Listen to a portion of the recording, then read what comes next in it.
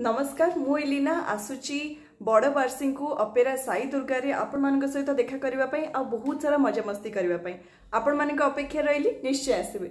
Jai Jagannath.